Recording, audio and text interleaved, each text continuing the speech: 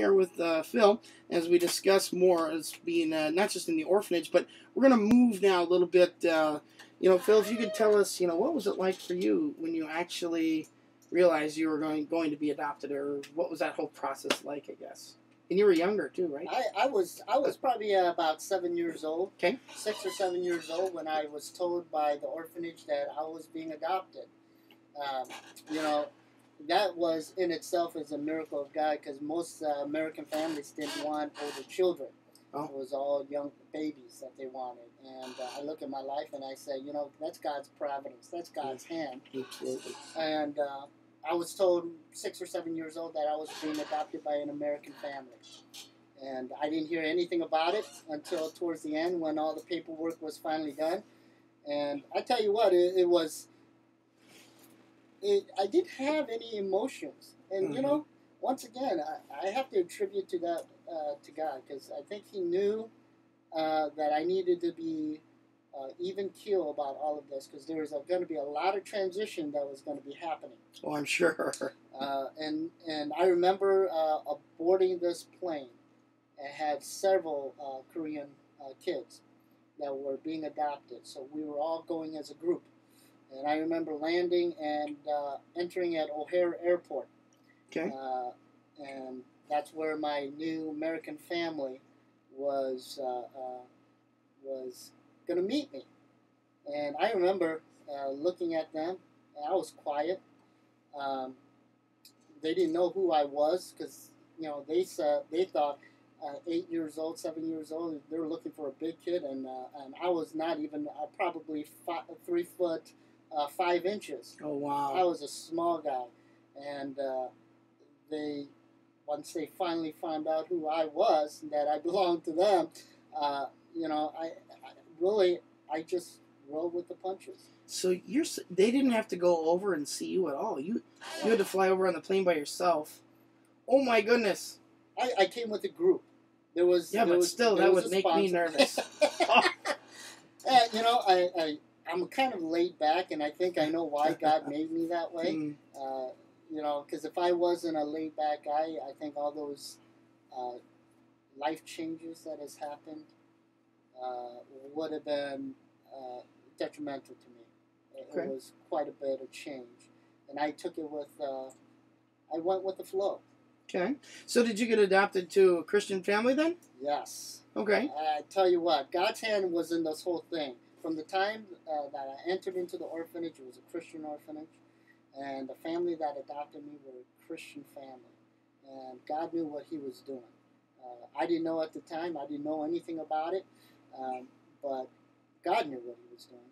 And yes, it was a Christian family. I really appreciate. I look back and I appreciate what they have done. It was a pretty hard transition. I did not speak any word of English. They did not speak any word of Korean. And I remember my first year, I came into the country probably in August, and I started school right around mid-September, I think.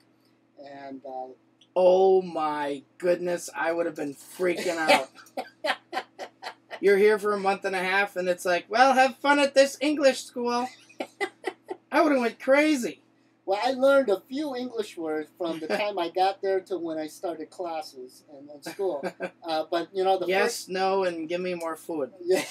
How's that? Oh my goodness! Actually, I think my first words, "Okay, turn it on."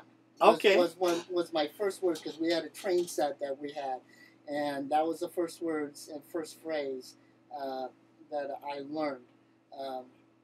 The first time I ever showed emotion was my first day of school. It was the first day that my parents had to leave me, and I remember sitting at the back corner where the entrance of the classroom was. There was a desk. And I sat there pretty much all day, crying, my head buried into a desk. And I think I'm not exaggerating. I think that I cried so much. There was tears. The desk was covered in tears, and it was overflowing onto the floor. And the teacher just told the rest of the class, "Leave them be. let him get used to it. Do you think that was good advice, or would you wish I think somebody? so. Okay. I think so. I had to go through that emotion. Like I said, I have not shown emotions throughout that whole process. Yeah. This is the first time I showed emotion, and I think I had to go through that. Yeah. You know? And so it was good. Yeah. Good. That's awesome. If you wouldn't mind too, Phil, we're going to go into a song here, and what I'd like you to do, let's get a little teaching going here now. Let's talk about Galatians 4 when we come back, and right. Let's do that, because I think people know. Well, first of all, let me just ask you: do you think it was good that you were adopted, or do you still wish you were in South Korea right now? I think that was God's plan. And if it's God's plan, it's good. Okay. It's perfect. Yeah. You know what? And two, we got some really good news too, because God has just worked in it through your life mightily.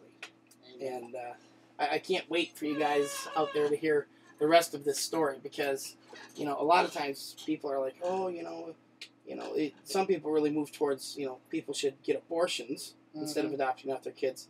I think I know where you stand on that. But, the reality is adoption isn't necessarily a bad thing, but we still want people to stay with their families too. But, if adoption is the option, you'd recommend it, right? Absolutely. All right. With that, everybody, we're going to move into a little bit of Jeremy Camp, Speaking Louder Than Before. You're listening to Do Not Keep Silent. Good. This is good. Oh, I always forget. See you, everybody.